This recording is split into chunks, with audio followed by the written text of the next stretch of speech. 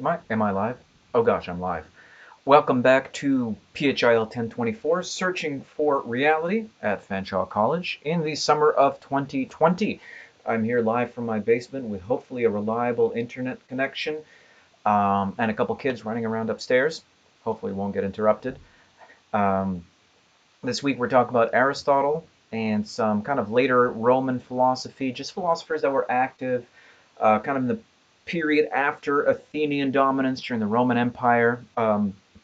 Really, it's great. We're talking about almost 1,000 years of time, right? Like we're talking about 700 years from like 300 BC to like 400 AD. So a huge span of time. I'm going to focus only on a few schools of philosophy after Aristotle. Um, and in terms of the readings, it's all on FOL. But if you have any questions about where we are in the class, I'm looking at the chat box on YouTube right now, so you can just kind of say hello. I'm going to say hello right now. Hello. Or send me an email at any time. Um, I think the first quiz is still open. I extended it. I don't remember why, but I extended the quiz, so it's still open till the 28th. So you have Sunday to finish the quiz. Another quiz will open after that, and you should also be thinking about your first short essay. That's easy. You can find all that information on FOL, right? What you should be reading, what quizzes you should be completing, and essays. All those deadlines are all online. Last week, um, we talked about Socrates and Plato. This week, we're talking about Aristotle. Aristotle was a student of Plato's, um, just as Plato was a student of Socrates. So he joined the academy at roughly 18. He remained at the academy for almost 20 years. He left and he founded his own school, the Lyceum, which eventually, to this day, the French word in France for college is le lycée, um, which is derived from Aristotle's name for a school. Um, so Aristotle left Athens before returning. He became a tutor to a young guy called Alexander, who later became quite great. Returned in Athens around 335 BC, founded his own school. Now, if Aristotle founded his own school for a number of reasons, a dispute over succession, um, but also he had a very distinct worldview. Now, Plato and Aristotle, it's really quite something. They have two philosophers that were roughly contemporaries from the same place in the world that both had a massive and tremendous impact on the subsequent development of thought. Um, Later medieval theologians often referred to Aristotle just as the philosopher said, and they just meant Aristotle. So Aristotle is all over Aquinas. What's interesting too is that Aristotle's writings were lost for centuries in Europe, um, and what you have is a period of like Neoplatonism in early Christianity, where Plato was the reference, and then Aristotle became kind of the dominant philosophical influence in later medieval thought, and later medieval theology, and kind of eventually became more of the foundation than Plato was. So it's really interesting history here. I can't get into this history, as fascinating as it is. I have a link here. It's a Wikipedia page called Transmission of the Greek Classics, and what that is an account of how these manuscripts from thousands of years ago survived the ages in translation. A lot of these came because they survived in the medieval Islamic world. They were rediscovered later. It's really a fascinating history here.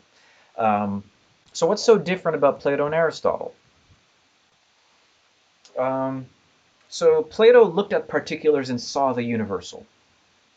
Right? As I said last week, right? Plato had the theory of ideas or forms, and ultimately thought of the forms, thought of the ideas, thought of abstraction as more real than what we think of as the real world.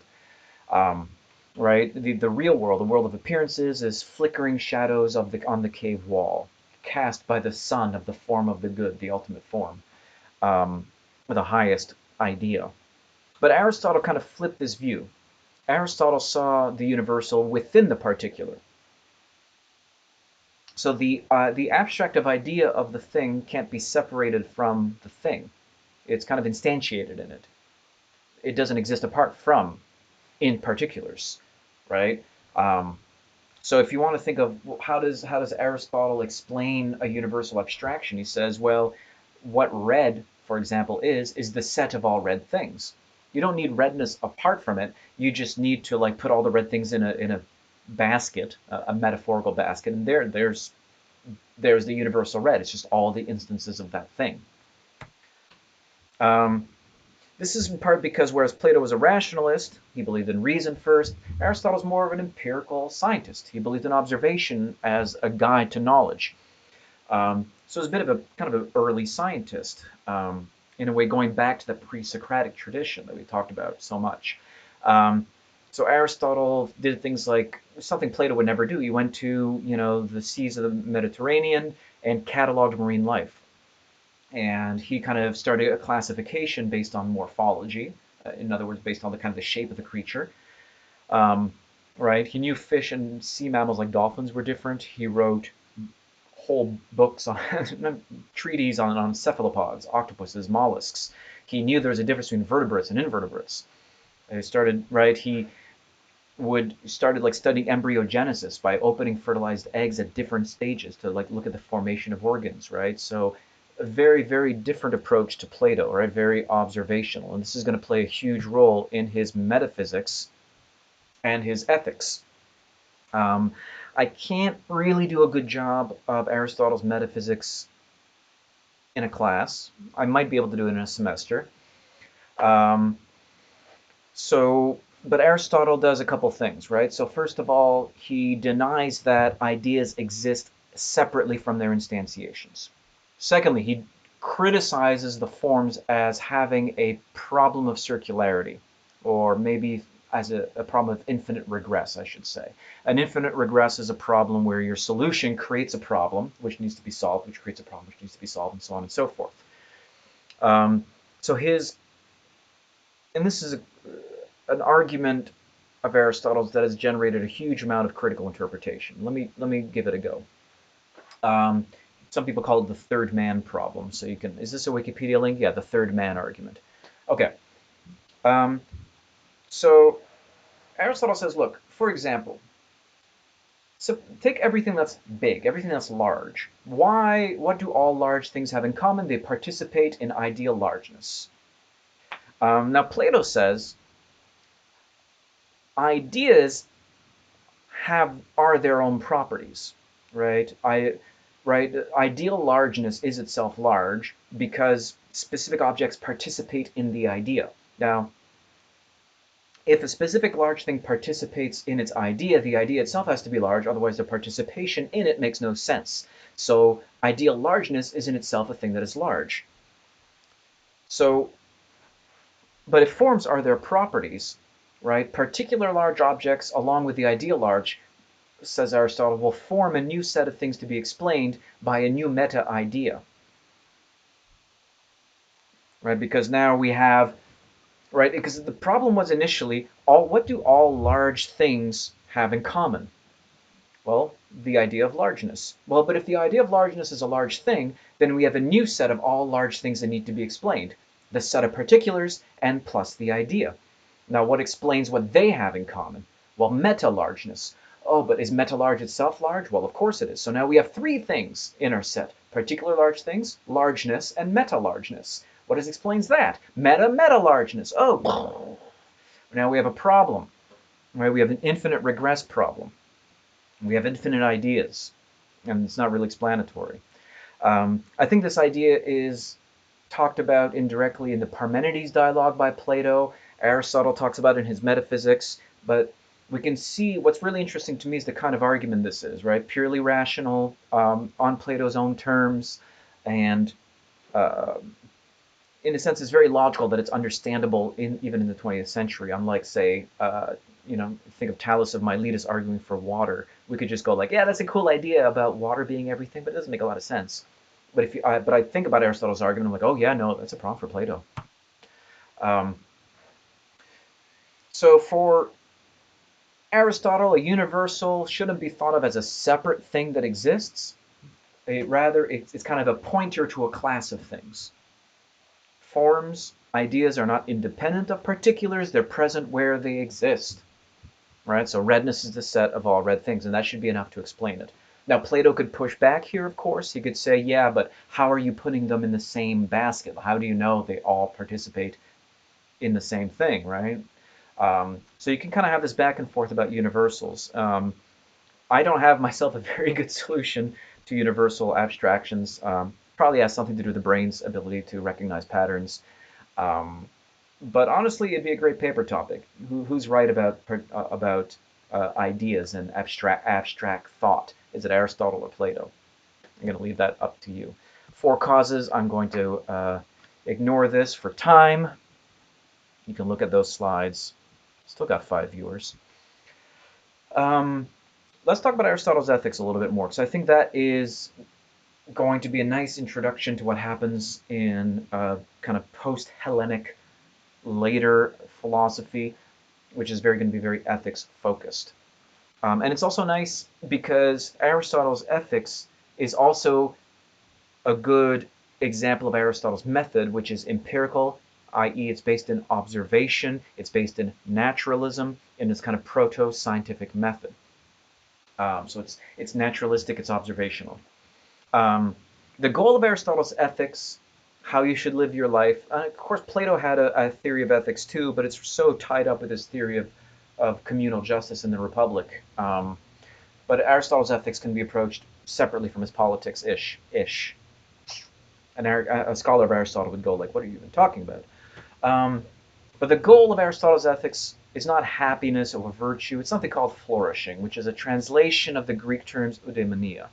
Um, Flourishing is not being happy, it's flourishing. Now, what do we think of when we think flourishing? I think of a plant. Right? A plant is flourishing if it's kind of doing well.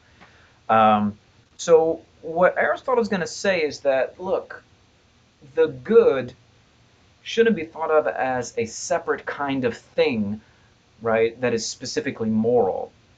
Um, we should think of, say in English, right, well, I'll use the word good as in he's a good person, and that's a good knife. Right? If I say something's a good knife, what do I mean by that?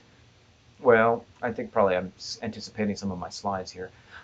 If I'm going to say something's a good knife, I'm going to say that it's good at being a knife. It's sharp, right? It feels good in the hand. It's well balanced. It's made of good quality materials. It doesn't rust, right? It's a good knife. And what Aristotle's going to say is that, look, when we say good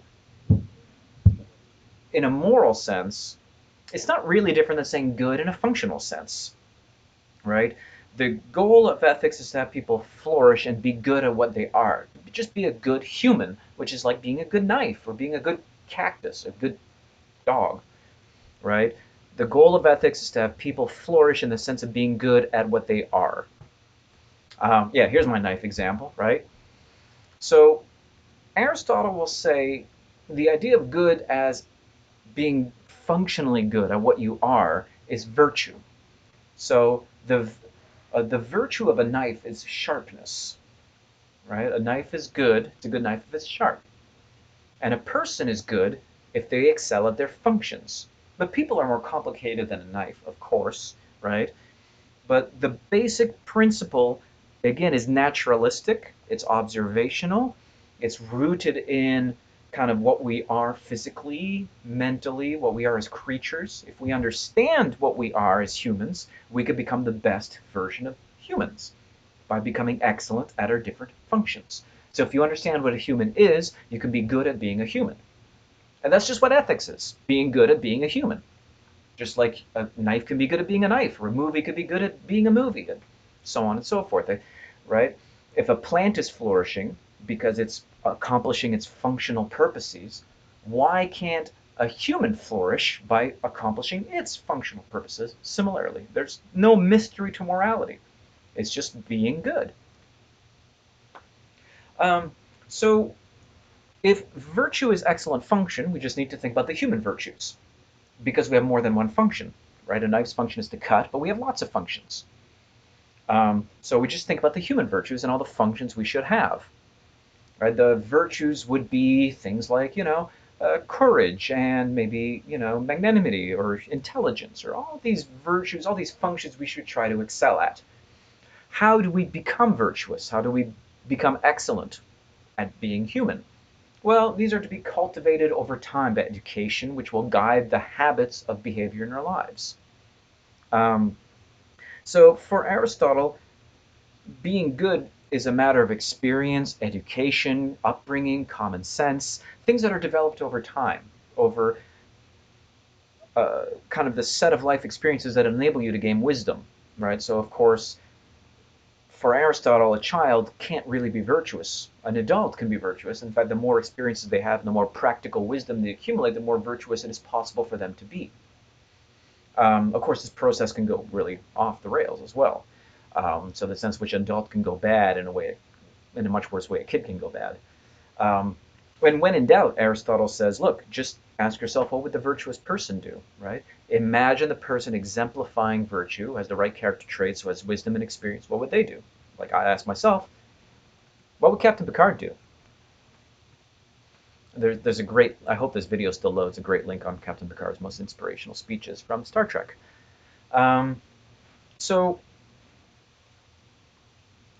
to be virtuous means to be habitual in your actions, right? So a good car is a good car if it's reliable, if it starts reliably. A good knife always cuts properly.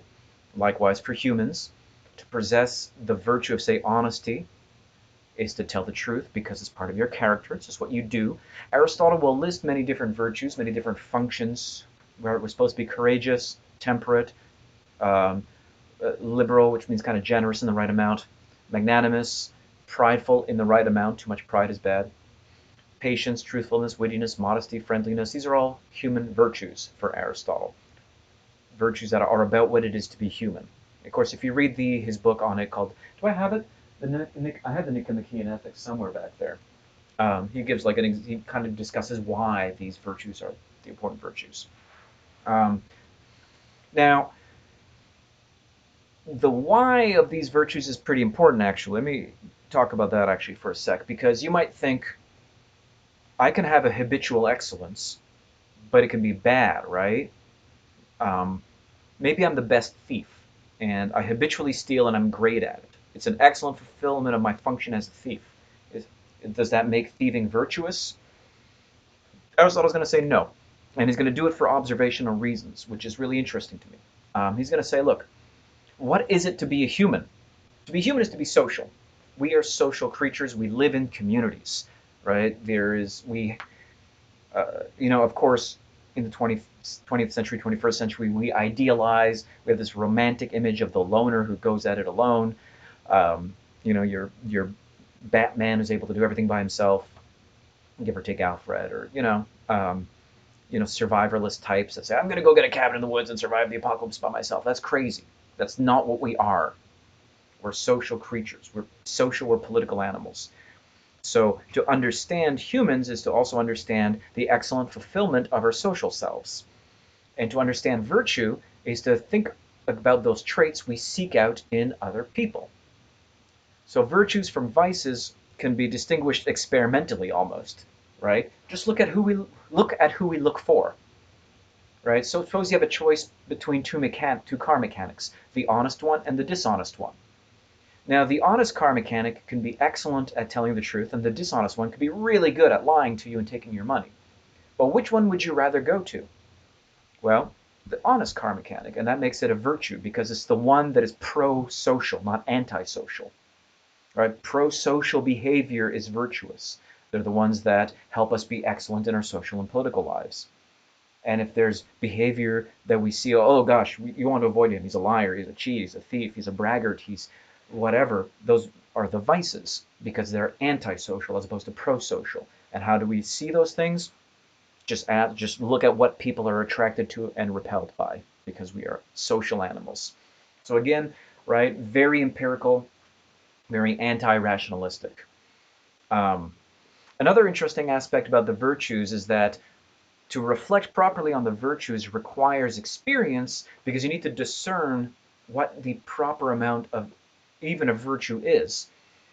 How do you think of courage? Well, courage is a virtue placed in between two extremes, right? If you don't have enough courage, you're a coward and you run away from danger, and that's bad. But if there's such a thing as too much courage, counterintuitively enough, Aristotle says, you could be rash, you could be foolhardy, you could be Leroy Jenkins. That's an internet meme. And it takes experience, discernment, character education to figure out in a real life situation what is the appropriate amount of courage. So, again, that's kind of what a virtue is for Aristotle. Aristotle's politics are interesting. You can kind of look at it, but I'm going to move on. How am I doing for time here? I have been recording for 25 minutes. So let's move on to kind of Hellenism, post-Hellenic, Roman philosophy. There's a lot of thought here that I'm just going to see if I can bang through this in about 20 minutes. So if you're reading Sophie's World, I think I have my copy right over here. This one I know where it is. All right, so here's my copy. So if you look at it, Gardner is big on what we call periodization. Plato, Athens, right. So he's going to say Hellenism, the two cultures, right. So he's big on like thinking of history as occurring in distinct periods. This is an okay simplification. And we're going to think about the spread of Greek idea across the Mediterranean after the death of Alexander the Great to the emergence of Imperial Rome. And then after Imperial Rome, you have kind of Roman philosophy. But really, this whole period is really deeply intertwined. So just note that when Gardner, in his book, is giving you kind of sketches, these sketches are just that. There's a lot of really interesting history here you can look up. So there's one really interesting thing Gardner does claim here, which is that to understand European thought in the medieval period and afterwards is to understand that it came from at least two sources, and really many, many sources, because these sources themselves had sources, right? So you have kind of a Greco-Roman pagan source, and the kind of monotheistic Middle Eastern source, right? The stuff that comes out of the Abrahamic religions, right? We have Judaism, Christianity, and Islam all coming out of, right, this kind of one tradition, the Abrahamic religions, because they all share the prophet Abraham. And then you have the huge and tremendous influence of this kind of Greco-Roman pagan philosophers, who themselves were drawing from Babylonians and Egyptians and even the philosophical traditions of the Indus River, right? So what we have is a giant melting pot of ideas, as I've said here. So let me talk about 4 interesting schools of thought from this time period. And these are the ones Gardner brings up. I mean, some of my other classes, I focus on different thinkers. But yeah, Cynics, Stoics, Epicureans, and Neoplatonists. The Cynics were kind of a counterculture, kind of punk rock group.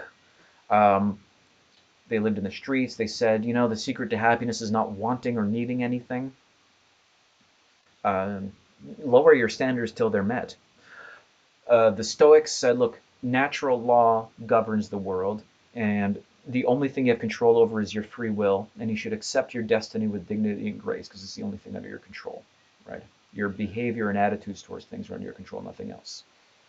Epicureans say pleasure is the highest good, and pain is bad, so you have to avoid pain and seek pleasure. Avoid pain, seek pleasure. Again, very modern, utilitarian-sounding idea, but pleasure should be understood as serenity, contemplation, a simple life, good friends, a healthy diet, that kind of stuff. And finally, the Neoplatonists, which is a school inspired by Plato, and who says, yes, the theory of forms is correct. There is one highest form, that's God, and the goal of living is to get us closer mentally and spiritually to the One, which is the one highest form.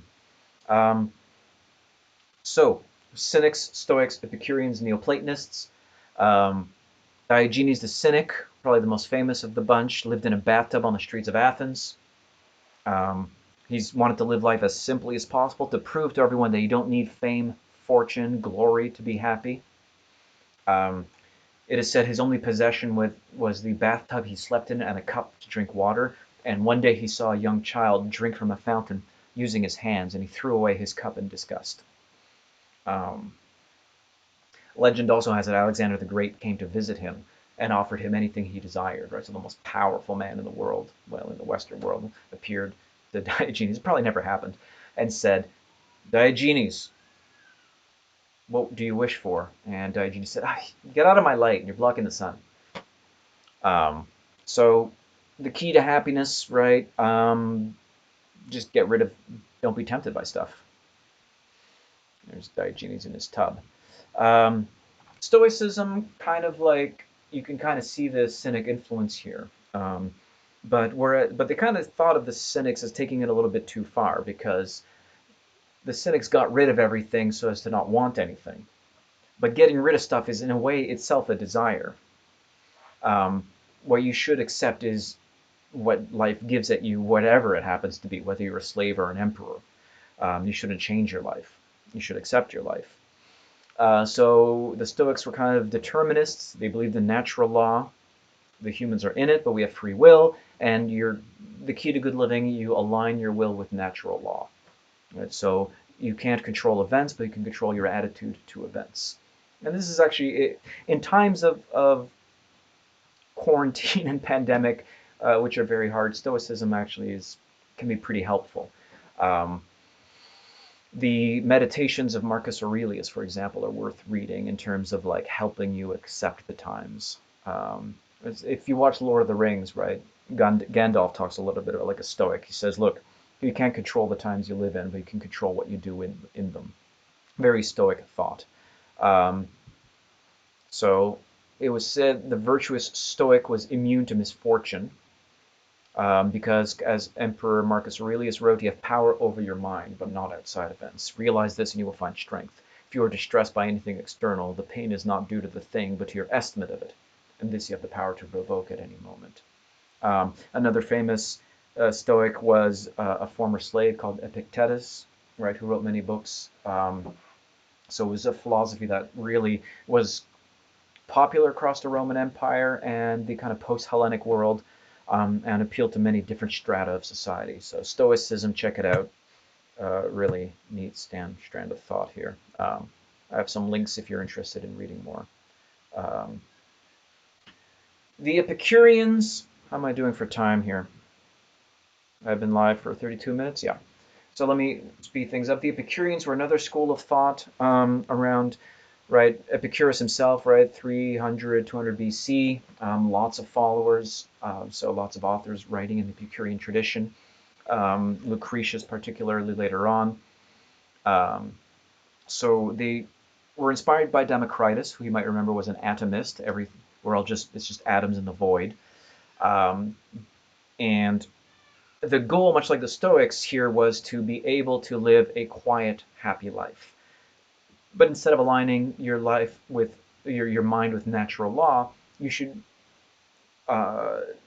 there's some prescription here in the sense that you should arrange your life to maximize pleasure and avoid pain, but you have to understand pleasure the right way. One of the important things you need to do in particular is lessen the fear of death, which was a fear that might give people pain. So how do you avoid the pain of the fear of death? They give some arguments here. If death is the end and there's no afterlife, then death should be nothing to us. So if you're afraid of death, let that go, right? While we exist, death does not, and when death exists, we do not. So the pain of the fear of death can be eliminated.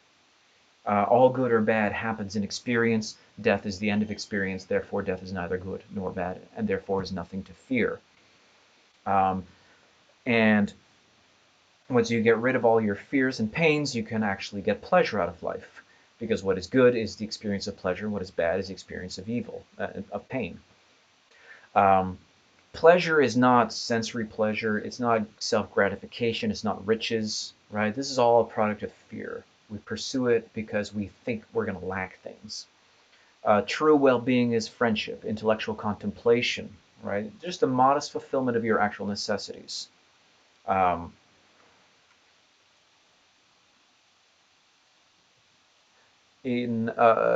Yeah, how many slides do I have on this? Um, right, so in particular, right, should you get, the pleasure of getting really drunk for an Epicurean is not actually pleasure you should pursue. It's the wrong kind of pleasure, because once you have a hangover, you're actually giving yourself pain. So therefore, you can't drink to excess, right? Because the pain of the hangover nullifies the pleasure of getting drunk, right? Even the smallest amount of pain, because it's irrational to pursue pain, right? So it's not about sensory pleasure, right? By pleasure, we mean the absence of pain in the body and of trouble in the soul, not by an unbroken succession of drinking bouts and of revelry, right? Sober reasoning, searching out the grounds of every choice, banishing those beliefs through which the greatest tumults take possession of the soul, for example, the fear of death. So Epicureanism, the pursuit of pleasure, but you have to understand the pursuit of pleasure in a very specific way. Um, there's also the Epicurean, right? So they're also like early kind of skeptical arguments against religion because people were really worried. They have pain because they have tumults in the soul about the gods. Um, but they have these like classic like anti-theistic arguments here saying don't trouble yourself with the gods, don't worry about it. You can read about the problem of evil here. In fact, maybe I should read it out quickly because I think it'll come back when we talk about the medieval philosophers, right? Is God willing to prevent evil but not able? Then he's not omnipotent. Is he able but not willing? Then he's malevolent. Is he both able and willing? Then whence cometh evil? Is he neither able nor willing? Then why call him God? So the problem of evil says, look, is there evil in the world? Right? If I could just snap my fingers and cure someone's cancer, I would. Obviously, it's like this. Right? And in fact, if I could and I wouldn't do it, you'd think I would be a pretty bad person. So why doesn't God do it?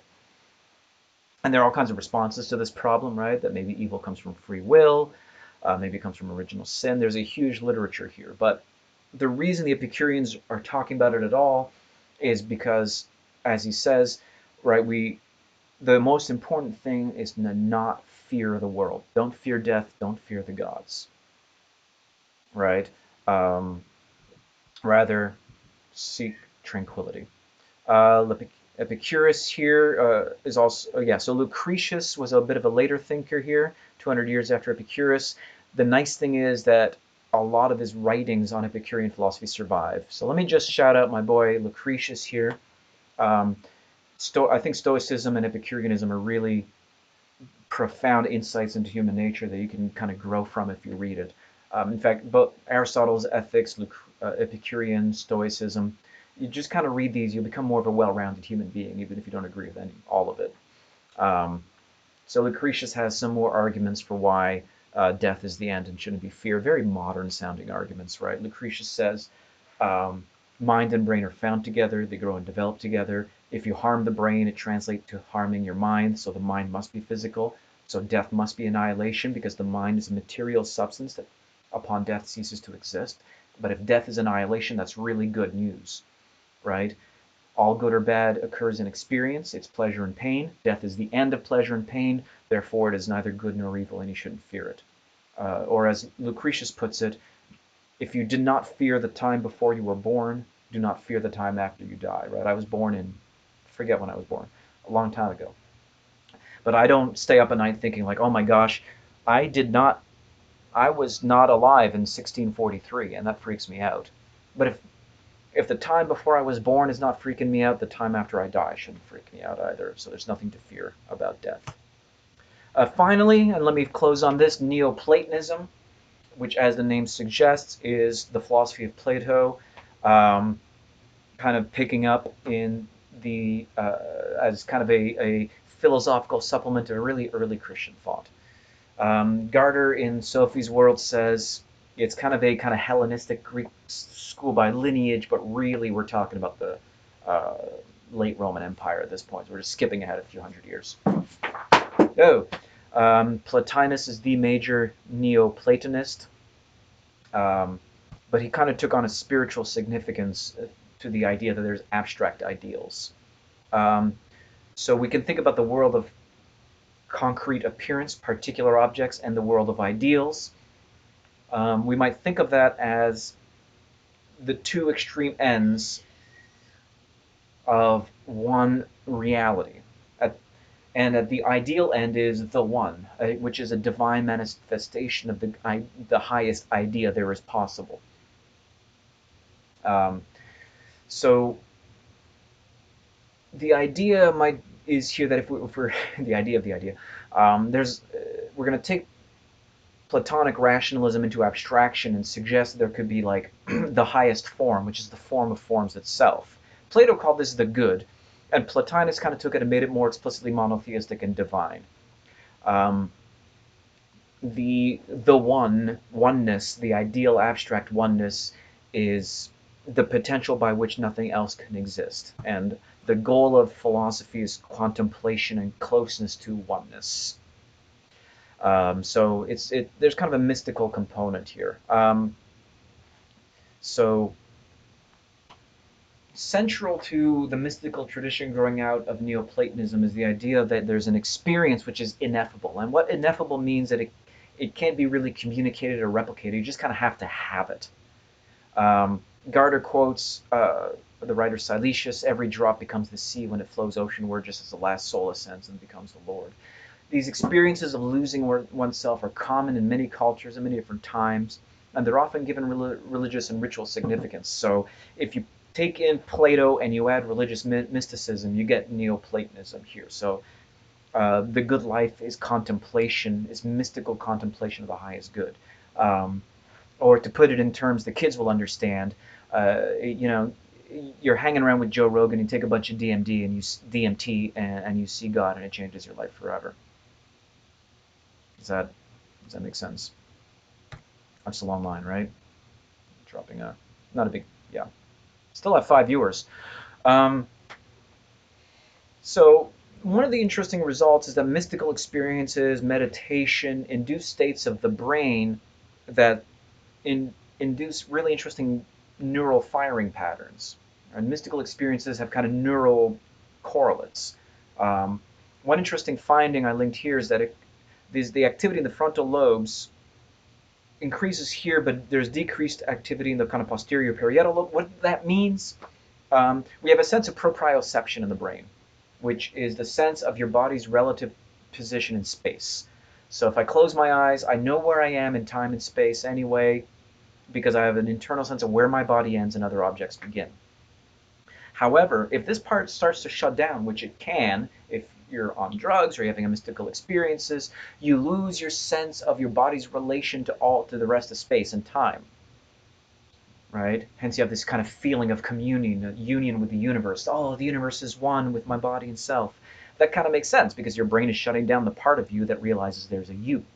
Now, this doesn't prove there's nothing to mystical experiences. Quite the contrary. Maybe, in fact, it proves that mystical experiences are induced through your brain, but tell you something about reality. Right? Whether or not it's true has nothing to do with how it's happening in your brain.